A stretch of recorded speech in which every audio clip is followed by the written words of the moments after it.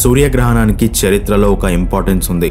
నాగరికత తెలియని రోజుల్లో సూర్యగ్రహణం అనేది ఒక చీకటి రోజుగా, సూర్యుడు మాయమయ్యే రోజుగా చూసేవాళ్ళు.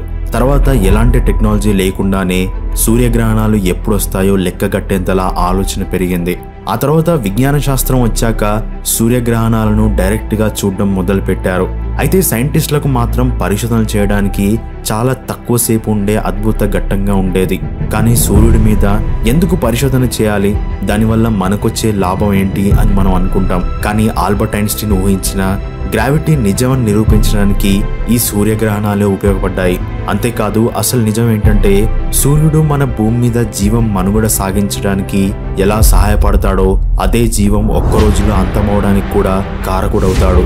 అందుకే సూర్యగ్రహణాలు అనేవి సూర్యుడి గురించి పరిశోధన చేయడానికి సైంటిస్టులకు వచ్చే విలువైన కాలంగా చూస్తారు.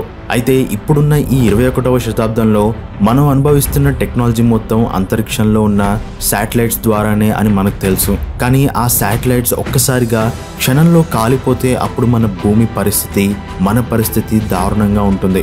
సూర్యుడి నుండి వచ్చే సౌర తుఫాన్లు అనేవి ప్రతి 11 ఏళ్లకు ఒకసారి సౌరమండలం మొత్తం వ్యాపిస్తాయి. కానీ అవి ఎంత వేగంగా వస్తాయి, ఏ టైంలో మొదలవుతాయి అనే విషయాలేవి మనం కనుక్కోగలిగే పొజిషన్లో లేము.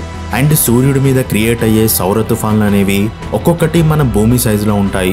అందుకే మన సూర్యుడిని అధ్యయనం చేయడానికి ఇప్పుడు ఈ ప్రోబా 3 అనే మిషన్ని యూరోపియన్ స్పేస్ ఏజెన్సీ పంపిస్తుంది. అయితే ఈ స్పేస్ క్రాఫ్ట్ లో ఉన్న అద్భుతం ఏంటంటే ఈ ప్రోబ్ 3 అనేది అంతరిక్షంలో ఒక ఆర్టిఫిషియల్ సూర్యగ్రహణాన్ని ఏర్పరుస్తుంది.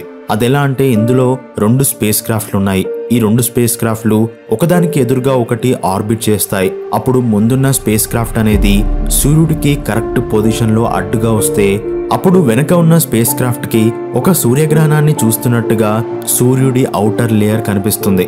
అంటే అప్పుడు ఎగ్జాక్ట్ గా సూర్యగ్రహణం ఎలా ఏర్పడుతుందో అలాంటి పొజిషన్ లోకి అవి వెళ్తాయి.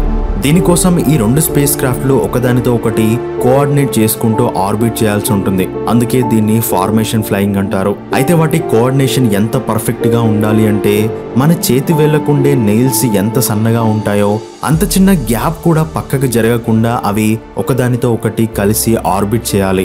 అప్పుడే అవి ఆర్టిఫిషియల్ సూర్యగ్రహణాన్ని ఏర్పరచగలుగుతాయి. అండ్ దీనికోసం వాటి మధ్య 150 మీటర్ల డిస్టెన్స్ కూడా ఉండాలి. సో దీన్ని సాధించడానికి అందులో హై క్వాలిటీ ఆప్టికల్ కెమెరాలతో పాటు లేజర్ రిఫ్లెక్టర్ టెక్నాలజీ కూడా వాడుతున్నారు. దీని ద్వారా దాదాపు ఒక రోజులో 6 గంటలు కంటిన్యూస్ గా ఆర్టిఫిషియల్ సూర్యగ్రహణం క్రియేట్ అవుతుంది. అండ్ హిస్టరీలో ఇదే మొట్టమొదటి ఫార్మేషన్ ఫ్లయింగ్ మిషన్. అయితే సూర్యగ్రహణాన్ని ఆర్టిఫిషియల్ గా క్రియేట్ చేయడం వల్ల సూర్యుడిని ఎలా పరిశోధిస్తారు అని మనం అనుకుంటాం. సూర్యుడిని పరీక్షించాలి అంటే ముందు దాని మీద ఏం జరుగుతుందో మనం చూడగలగాలి. కాకపోతే సూర్యుడికున్న పవర్ వల్ల దాన్ని మనం డైరెక్ట్ గా చూడలేం. టెలిస్కోప్ తో చూస్తే దాని పవర్ కి ఇంకా ఎక్కువ డ్యామేజ్ అవుతుంది. అండ్ మనకు కావాల్సింది ఏంటంటే సూర్యుడికి ఉపరితలం మీద ఎలా ఉంది అనేది మాత్రమే మనకు కావాలి తప్ప సూర్యుడికి మధ్యలో ఏం జరుగుతుందో మనకు అవసరం లేదు. ఎందుకంటే సూర్యుడి సర్ఫేస్ మీదనే దాని కరోనా మాస్ అనేది స్పేస్ లోకి చిమ్ముతుంది. అవి మన భూమి కన్నా పెద్దగా ఉంటాయి. ఆ కరోనా మాస్ అనేది మన భూమి వైపు వచ్చి మన శాటిలైట్ సిస్టమ్ ని డ్యామేజ్ చేస్తుంది. అందుకే దాన్ని స్టడీ చేయాలి అంటే మనం ఒక సూర్యగ్రహణాన్ని క్రియేట్ చేస్తే అప్పుడు దాన్ని ఎప్పటికప్పుడు వెదర్ ఫోర్కాస్ట్ లా అబ్జర్వ్ చేసే ఛాన్స్ ఉంటుంది. దానివల్ల మనం ఆ డ్యామేజ్ నుండి తప్పించుకునే ఛాన్స్ ఉంటుంది. అందుకే ఈ ప్రోబా మిషన్ అనేది ఆర్టిఫిషియల్ సోలార్ ఎక్లిప్స్ ని క్రియేట్ చేసి సోలార్ కరోనా మాస్ ఇజెక్షన్ ని స్టడీ చేస్తుంది. అలాగే భూమి మీద సూర్యగ్రహణం అనేది 18 నెలలకు ఒకసారి వస్తుంది. అది కూడా డిఫరెంట్ ప్లేసెస్ లో మనకు కనిపిస్తుంది. ఈ మిషన్ తో సైంటిస్టులు ప్రతిసారి వేరు ప్రదేశాలకు వెళ్లాల్సిన అవసరం తప్పుతుంది. అండ్ 18 నెలలు వెయిట్ చేయాల్సిన అవసరం అంతకన్నా ఉండదు. అయితే భూమి మీద ఉన్న టెలిస్కోప్లు కూడా సూర్యుడి మధ్య భాగాన్ని బ్లాక్ చేసి సూర్యుడిని స్టడీ చేస్తూ ఉంటాయి. కానీ అంత పర్ఫెక్ట్ గా మనకు రిజల్ట్ ఇవ్వదు. అందుకే ఈ ప్రయోగం. ఈ స్పేస్ క్రాఫ్ట్ ని అతి తక్కువ ఖర్చుతో మన ఇస్రో మాత్రమే అంతరిక్షంలోకి పంపించగలదు. అందుకే యూరోపియన్ స్పేస్ ఏజెన్సీ దీన్ని లాంచ్ చేయడానికి ఇస్రోని సెలెక్ట్ చేసుకుంది. 2024 డిసెంబర్ 4వ తేదీన ఇది అంతరిక్షంలోకి వెళ్తుంది.